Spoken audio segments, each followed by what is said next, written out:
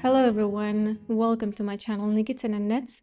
My name is Evgeniya and this is a regular knitting podcast episode where I speak about my finished work, my works in progress, some of the acquisitions and future plans to cast on. So grab your knitting, grab your favorite drink. Today I'm having some chamomile tea and let's dive into the details. But before I begin, I just want to quickly announce that I am 6 months pregnant. So my big bump is not a big surprise for you. But I'll speak about it later in the end of the video, just shortly some of the changes to the channel that may come or may not. So this is Ballerina Wrap by Alexandra Tabel. You have free pattern available for the short sleeve version and you have paid pattern available for the long sleeve version. And the yarn that I used is Alpaca Songs by Link. Very, very soft, very, very nice. And I would need actually some mittens and socks and even a scarf with it because it's very, very soft towards the skin. And the second strand that I held it with is actually cone yarn, Italian yarn on cone that I bought in Ukraine many years ago. That has some elastin in it, and that's a very, very beautiful blend with yak in it. I always forget the contents because there is a rich blend of fibers, so I'll put it on the screen. But you can see how beautiful and fluffy the thread is. And that gives me a very, very beautiful, soft fabric that I just can't stand. It is extremely, extremely warm and it is elastic because of elastin. And for how thin this fabric is, it is extremely warm. So I usually get really cold, and the whole purpose of this garment was to create a piece to wear before my workouts. So in the morning when I'm cold, when I'm sleepy, when I don't want to work out, I was usually wearing some fleece jackets or even sometimes thin feather jackets when we didn't have the heating in our apartment. And I wanted to be pretty. So every time I'm about to work out, I feel cute, I feel beautiful. And this is a perfect yarn combination, I think, because 25% of polyamide is going to give durability and thermal isolation as well. Alpaca itself is extremely warm, we all know that. And the second strand that contains yak is adding even more to that. And the fluff is also working like air isolation. So I'm extremely happy with this combination. It is very random. I just had it in stash, one bowl. And I have a lot of this. I have like nearly 1 kilogram in Ukraine in my mother's place, and she's slowly bringing 200 grams each time that she's coming here. I don't know what I'm going to do with that yarn. And if you haven't tried Italian yarn on cone, I do suggest to do so because you can find a lot of treasures just like that, and you pay very small money comparing to commercial ball yarn that we do have in the market. So now let's speak about the pattern and the whole modifications that I did. So first of all, I want to say the good stuff about this design, not design, my work that I did with it. There's nothing to say bad about the design. It's just amazing pattern. And the fact that it's available for free, it's incredible, very generous. And the painful part is my modifications and my addings and adjustments with this pattern. Well, first of all, I'm extremely happy with the finished work, and I didn't even expect to be so happy. It is really soft, really warm, really cozy. And usually I do get cold, like in this space while I'm recording. But right now I'm not cold because it's so tight, it is so isolating and so nice. I have very little word to describe for what I feel when wearing this piece. I'm just very happy. This pattern is simple. It is a top-down raglan without any complications, but it does require patience because while it looks like a very small object that may be a very quick knit, it is actually not a quick knit. And I guess it took me the time that maybe a sweater, like a big sweater or maybe even cable sweater would take me quite a long time to complete. But besides that, it is a top-down raglan. You just go back and forth, starting here from the top, increasing for the raglan lines, then splitting for sleeves, and you keep increasing for the v-neck that crosses the whole body. Nothing really complicated. Then you do the I-cords that take forever. But I don't know what happened to me. I went to double knitting bands instead of the I-cord. And that was my biggest mistake. I regret it so much because in the end, it was not worth it. The difference is very minor. And I don't know, maybe I would still prefer the I-cords instead. So as you can see, there's no I-cord. There's this double knit band that I ended up seaming towards the fabric, not knitting together with it, not knitting it towards the fabric. The reason to that is because of this angle. Let me show you. So this is the angle that was really, really complicated because you need to attach the double knit button band towards the fabric under the angle. It is not vertical, it is not horizontal, it is under the angle, it is diagonal. And my idea was to just pick up stitches all around and somehow knit double band towards the fabric.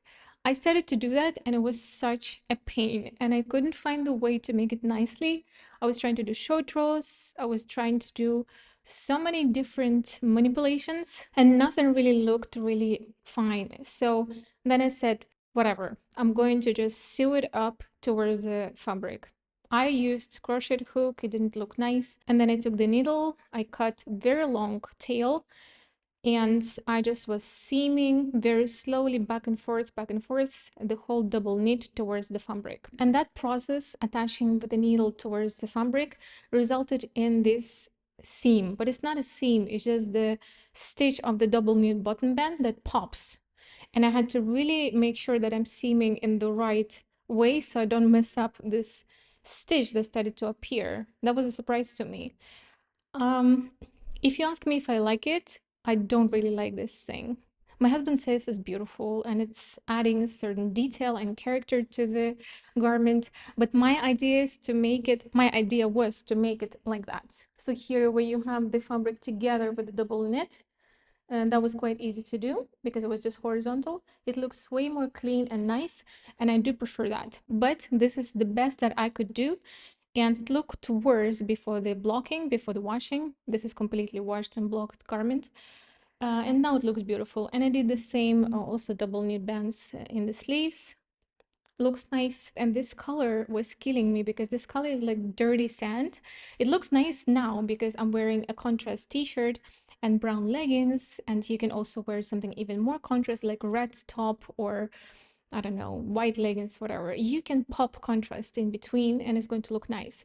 But I started to knit it in winter and everything was gray, and I wanted some color in my needles, and this was just not helping with the gray weather. So the combination of color and the paint on the double knit that is like meters and meters, there's ties with double knit, craziness, madness. I did not enjoy this process, and this was 100% product knit rather than a process knit. So my second challenge with the project was the gauge. I'm so much more stitches than the gauge recommends. So the gauge calls for 20 stitches per 10 centimeters, and I'm 24 stitches per 10 centimeters, so 23. And because of that, I was always modifying the pattern in the way, knitting more and more and more than it actually recommends. And the fact that the fabric has elastan in it didn't help at all. Because what I've learned before is that elastan gives you 25% of shrinkage. And I was so afraid that I'm going to knit the whole garment and it's going to jump here. So my crossing of the V is going to be somewhere high up. That was my fear, and I was always adding more and more increases, both in the depth and in the width. So as you can see, it's quite low, and I'm not really happy with how low it is. Well, obviously the belly doesn't help because it's like popping the fabric towards my chest. But even when I'm not pregnant, it's going to be looking like this, and it's really, really deep. And of course, for the thermal isolation, I would prefer this to be a bit higher, just like the design intended. And that's all because the fabric shrinked only 1 centimeter in length. However, I noticed that with time, as it's laying in my wardrobe and the second wash, I blocked this project twice. First time before doing the sleeves, and the second time when the whole thing was over finally. I noticed that it does shrink, but first time it was 1 centimeter, and now maybe it's like 1.5, maybe maximum 2 centimeters. So I don't know why it didn't shrink as the internet says. Maybe they say that it shrinks 25% if you only need this fiber on its own with elastan. Because alpaca is quite heavy and it has polyamide in it, so maybe it was like bothering point for the shrinkage. I don't know, but it is a surprise. Whenever you're working with a cone yarn, very often it is a surprise, especially if it has elastan in it. And actually, I forgot to say that I had to reknit the yoke twice before splitting for sleeves because of my sick perfectionism. I forgot to make one increase for the raglan in the front, not for the raglan, but for the front actually, while I was doing the raglan increases. And that resulted in a slightly different angle of one side compared to the other, but it's just one stitch difference. But the one stitch difference was right on top, so that created like a triangle of fabric that was missing. Nobody would ever notice that, but I look at it, I see asymmetrical sides, asymmetrical V, and I'm like, no. And I had to unravel almost the whole yoke, almost until the beginning. But back then I didn't have patience for it. I'm just saying how much effort this project took. And I do have in mind the idea to repeat this project in completely different yarn, different color, and on gauge and with the I-cords. So I don't have to go through all of the pain that I did. All right, the next one is bringing me so much joy, and it is going to be a beautiful finished work. This is a perfect whip. Oh my God. Oh my God, this is so soft. I'm very weak when it comes to textures and softness and fluffiness, and this is just taking me over. I cannot stop knitting on it, even though it's cardigan back and forth on 3.5 millimeter needles. But look at this. This is so cute. Oh my God. And it smells like a cat, like a little kitten, if you ever felt that smell. So beautiful. So this is Semper Cardigan by the KnitPurlGirl, and it is knitted with a very special yarn that I wanted to try for so long since I saw it being released. It is so amazing. I I cannot describe my excitement. So this is Pasquale Manada, and this is a very interesting mohair-like fiber, but it's not only mohair. So that's 45% mohair, 25% silk, 15% yak, and 15% extra fine merino wool. It is organic and certified yarn, so all of the people with allergies, children, people who just care about the environment and what they're actually wearing, if you're concerned about chemicals that are used to produce the fiber, this is completely free from that. And Pasquale has the whole approach to creating their fibers in this manner. So this fiber is very interesting because it does remind you about mohair. It looks like mohair, it is the same meterage, but 200 meters per 25 grams. But it is way more matte and it's a bit more sticky to each other than regular mohair. So if we look at the fabric, it is looking way more dense and different type of fluff, because mohair has a very soft shine to the fabric and this one just doesn't. And you can notice it even more in colored version. My colorway is natural. I don't know if it's undyed colorway or not, but that's a very beautiful cream natural color.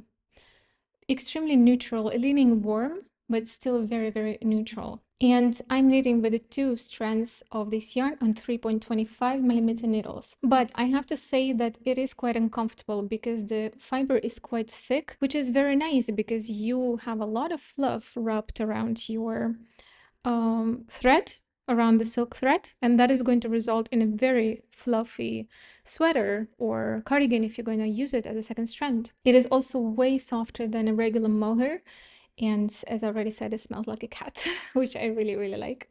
I don't know if the smell is going to go away after blocking, but I miss my cat. I had a cat for 17 years and now I don't. By the way, the yarn was sent to me. I did not pay for it to create this project. And I'm collaborating with Pasquale. I'm their affiliate partner. And I actually have 10% discount for everything on Pasquale's website if you shop it through my link. So down below the video, you have a link. And if you just click on it, you go to Pasquale's website and you can buy whatever you want with a 10% discount applied. And if the discount is not applied automatically, you have a code that is also in the description box and you can insert it at the checkout. And that is actually very nice, I think, because their yarns are quite pricey. but they're completely worth it. And a lot of them I'm actually buying with my own money, most of them. Anyways, let's go now with the pattern. That is Semper Cardigan by the KnitPurlGirl. The first time I'm knitting a pattern from this designer, and I'm extremely impressed. This is incredible. She's so amazing. So many details. You have so many different metrics in the pattern, centimeters, inches, so many definitions of the whole garment. She's giving you the measurements of all of the parts of the item that you're about to knit.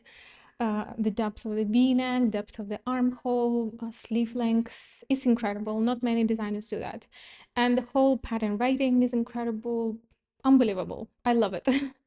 Very beginner friendly and very nice for beginners to use because she's really holding your hands for everything. Anyways, Semper Cardigan is 21 stitch per 10 centimeters, which is a DK weight project. And when I swatched, I was perfectly on gauge. With 3.25 millimeter needles. But as it usually happens, I started to knit and I got tighter. My gauge got 23 stitches per 10 centimeters and the raw gauge was also off. So I started to modify, I started to add increases to the yoke, and I was constantly measuring it. And overall, I realized that I chose the wrong pattern for my idea, because my idea was a relaxed, fluffy cardigan. And Semper Cardigan is not a relaxed cardigan. It is a compound raglan. That means you have a straight line, but then right under the armpit, you have a different rate of increases to not create a huge deep line of the raglan as the sizes progress, which is very nice. But this was not the look I was going for. And I ended up having pain again after my painful project to make sure that I'm going to be happy with the depth of the yoke and I will achieve that relaxed look. So as a result, I have way too many stitches on my needles right now, way more than the pattern suggests. And I'm literally knitting a sport weight project with a quite an oversized fit. And that is quite slow, but I enjoy it so much. And I can knit this item in the night. If you just wake me up, I will just hold it next to me in my pajama and just enjoy it because it's so soft and so hot, so warm. So when I put it on, when I try it on, it feels like a cloud and it's such a dense fluff that is literally, I don't know, wrapping me in warmth. It's so beautiful. And after the blocking, the swatch didn't change at all because I guess the fabric is quite sticky because of wool in it, yak and merino. And it's not going to grow just like mohair does. And because of this really dense gauge, it is also not growing at all. And the modification that I'm going to make is instead of the ripped band, I'm going to do double knit bottom band again. But this time it's not going to be painful because it's just a vertical double knitting band that I did before. So I'm very excited. 20th of May, we're going for vacation with my husband, and I want to wear it because it's going to be a lot of beach, a lot of nature, and a lot of photo shoots. And it's going to be a beautiful, beautiful cardigan to put on early morning or evening. And I'm quite confident that I can finish it. So happy with this. So soft. And my next work in progress, my second one on my needles, is Liv Blouse by MorecaKnit. It is very little, very young work in progress, as you can see. So the yarn that I'm using is Cashmere from Cardiff, Classic, held together with Prime. So Classic is 100% cashmere, that is 112 meters per 25 grams, which is a sport weight yarn. And this is a lace, really, really fine lace yarn. You have 300 meters per 25 grams, and that is the blend of silk and cashmere. So this is basically brushed cashmere that is wrapped around the silk thread, and that is very, very thin. And it creates quite a great DK weight gauge together. Very beautiful, but after the block is going to fluff up a lot and fill up the gaps between the stitches. And it is so soft. It is absolutely special. The only thing that this yarn has when knitted on its own, Cardiff Classic, or together with Prime, that it does show a lot of rowing out. And no matter how much I tried, I already knitted the whole sweater with Classic. No matter how much I try, it just shows so much of rowing out. And I don't know if it's really noticeable, but that makes me really upset, to be honest, because I hate rowing out. I cannot tolerate it. And I'm not going to tolerate it. So I don't know what to do. I think I may block it and see how it behaves, both wet block and steam block. And if the rowing out doesn't go away, I'm just going to unravel the whole thing. And there is a way to purl and knit that does not show rowing out, but I just didn't do it this time because I was confident and I thought, well, I already have a lot of experience and none of my previous objects showed rowing out, but that was too naive. It does show a lot of rowing out. Anyways, there's a different way of knitting. That's the last 4 rows that you can see, probably. They do not show any rowing out. In the next podcast, maybe I show how I purl and knit my stitches so it doesn't show any rowing out. I know there's a lot of tricks on how to avoid it. I did them all, trust me. It does show rowing out a lot. That is a problem I need to deal with, but right now let's speak about the pattern. So the Liv Blouse is a very beautiful, relaxed boat neck blouse that actually reminds me a lot about blouse number 1 and blouse number 1 light from My Favorite Things knitwear. That is extremely popular pattern, but I think this one is way better shaped and looks absolutely beautiful.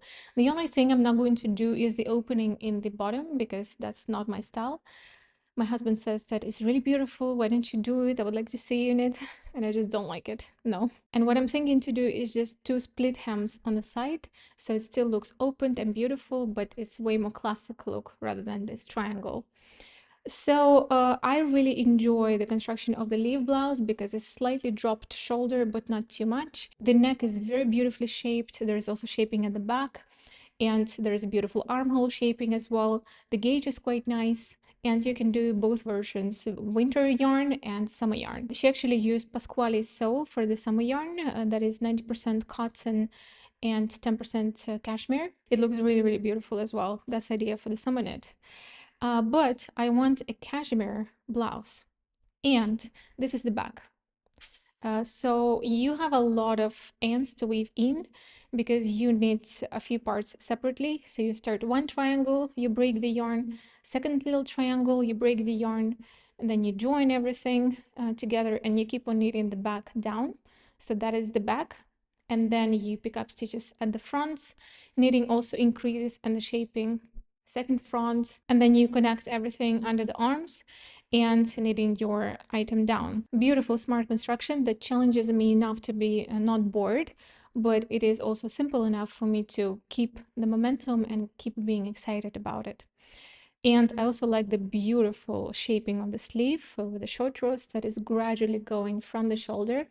That is also very nice. So the yarn was also sent to me by Cardiff in collaboration, and I spoke a lot about their brand and their values, what type of cashmere, all of the interesting criteria about this cashmere in my previous podcast. If you want to take a look, there's also 2 WIPs that I have on my needles that are going to be waiting for me until autumn. I lost motivation on one of them, which is Oram sweater, and that's a big pity because it's a beautiful sweater. But I'm not going to like push myself more because after this thing, I don't have any mental capacity to deal with this. So that is going to be knitted. I want this sweater, but it's just going to be a few years WIP because it's already 1 year on my needles and only the yoke is done. So that is a long, long WIP. And there's also a scarf for my husband with cashmere. So if you want to hear about this project, you can check my latest podcast, podcast number 8, I guess. And the link is going to be also down below in the description. Well, that was all about my big WIPs. I do have socks on my needles, but I also have to reknit half of the sock, and I'm not so excited about the project at this moment, so I'm not going to speak about it. I'll just probably show the finished work once they're done, if they will be done. But right now, let's speak about my next cast-ons that I'm so excited about. There are 2 projects. So the first one is actually a summer knit. And I spent so much time choosing what to knit because my inspiration came from the yarn, not from the pattern. I didn't have the pattern, but I wanted the yarn and I bought the yarn and I didn't know what to knit for this. So the yarn is Pasquale Linen Bloom, which is their new yarn that was just recently released. This is 100% linen, light fingering weight, and it has a very interesting chain structure to that. You can see that structure that is very, very airy. It is not spun, absolutely not. It is chain construction of the yarn. And what that gives to the fabric is, first of all, it's not going to twist a lot as you knit in the round. I don't know if it's going to twist at all, but if you noticed, if you ever had the experience, whenever you're knitting with a plant-based fiber, it does have more tendency to twist in the body. For example, you knit the yoke and then you keep on knitting in the round and it just twists the fabric, shifts the fabric a little bit. I don't like it. And I think this type of chain construction to the yarn is going to avoid that. So the second thing that this chain is giving is extreme lightness to the garment. So you have a lot of meterage per weight. It is 250 meters per 50 grams. That is very unusual for the plant-based fiber. Usually linen is way more heavy than that. And you knit it on 3mm needles, and it gives you 27 stitches to 30 stitches per 10 centimeters. So very, very thin fiber. And the second reason why I wanted this is because it's naturally dyed. And I don't know any other commercial yarn that is naturally dyed. And when I watched the interview with the owner of Pasquale, Paul Pasquale, where they spoke about the yarn, the production, all of the technical specs, I was just so impressed. And I really wanted to try because different colors have different dyes and they're all from nature, like sandalwood, pomegranates, cedarwood, and different seeds, different berries. And it's just fascinating that with nature, you can create these beautiful colors and you're able to sell it in such big quantity to people. I find it beautiful. So 27 stitch gauge, I was thinking, what can I knit? And I wanted a v-neck opening or a deep scoop v-neck, just like this one. And I couldn't find anything. One of the only options was like Cumulus T by PetiteKnit, but that's extremely boring and there's so many things I would change in the construction because it doesn't really sit perfectly on the body. I wanted something way more smart, way more complex, way more interesting. And I was just scrolling through Ravelry days and days and days. This yarn is like for 2 weeks already in my stash. And I found something very beautiful. The pattern is going to be Petite Brise by Heidemarie Kaiser. And this is a German designer that I've never knit anything from. And her style and her way of creating designs is so much out of the reach of my algorithm on Instagram and on YouTube. So I've never seen anyone knit her patterns. I've never heard anything, but she has good reviews on Ravelry and I think she's extremely smart. So if you look at the shoulder construction, it is very interesting. It is the combination between saddle shoulder and contiguous shoulder and the raglan, and it's all sitting so nicely on the shoulder, and the neckline is so perfectly shaped that it just took over my mind. So I just had to take out all of the stylish attributes from the design that she's featuring, like little lace increases for the waist shaping, different finishing of the neckline, embroidery. I had to take this all out and imagine my t-shirt without waist shaping in this yarn, with little thin I-cords on the finishing, on the neckline, sleeves, and the body. So that is actually very satisfying because I will learn something new. I've never knitted any sort of construction like that before. I will have a beautiful fitting garment in the end, and I will discover a very smart, interesting designer. And the next cast on, that is going to be a sweater. That is going to be Liv Blouse by PetiteKnit, and I'm going to be knitting this with LAMANA Common Cashmere held together with LAMANA Premium. This is just gorgeous. I wanted to try this yarn for so long, and finally it is going to be on my needles. I'm so excited. You have no idea. Because if you watch my videos, I speak about LAMANA yarns in my each video. They're also German. I really like German stuff recently. They do nice things. Their main feature that they're creating is super light technology. The way they spin their yarn, the fibers that they choose are very, very light. And you get a lot of meterage for the weight. And of course, you get a luxury quality. So the mohair is extremely soft.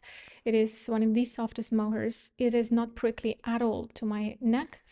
and the rest of the fibers are exceptional. You have not so many qualities in their catalog, but they're so amazing. So this yarn was sent to me in collaboration with LAMANA. They literally sponsored the project, the Jenny blouse that I'm going to be knitting, and provided with the yarn. And the first strand is Como Cashmere, which is 70% merino wool, extra fine, super soft, and 30% cashmere. It is very, very soft, very plush, and it is going to bloom a bit after blocking. And the second strand is very thin mohair, but it does have a lot of fluff. So that's 300 meters per 25 grams, and it's just a blend of silk and mohair. So I already swatched with this combination because they did send me the box with samples before, and I swatched in the pink color. I'll pop the picture on the screen. I could heat gauge almost. I was 34, 35 stitches, and the pattern calls for 36 stitches per 10 centimeters.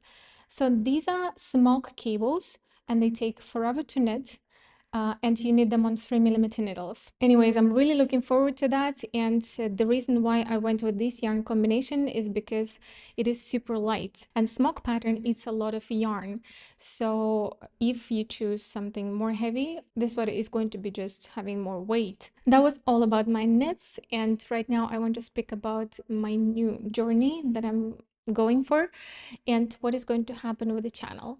Well, first of all, my knitting podcast is not going to become baby knitting podcast. I am going to knit for my baby, but I will be creating separate video with only baby knits once I have enough objects to show. Because when the podcaster starts to knit a lot of baby knits and I'm not interested, I simply stop watching. So I don't want this to happen to my channel. And baby knits are nice, but I'm not that excited about them. So there will be a different video, maybe 1 or 2 videos in the whole time. So anyone who is interested in baby knits is going to watch, and you can stay calm that my podcast is not going to become a baby knitting podcast.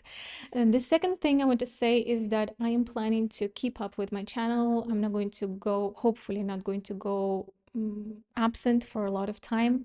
I have my husband who has also parental leave, and I am preparing for the maternity leave in the way.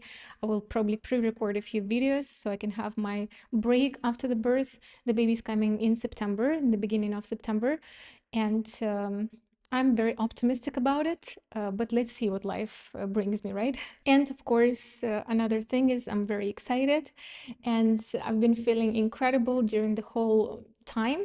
It's just that first trimester I was feeling extremely tired, but I didn't have any severe symptoms, and I could function, maybe not like before exactly, but we were cycling a lot with my husband and hiking, and I'm still hiking. I'm not cycling anymore, but I am hiking, and I hope I will keep up being active and keep being outdoors because the summer is coming and I'm very excited.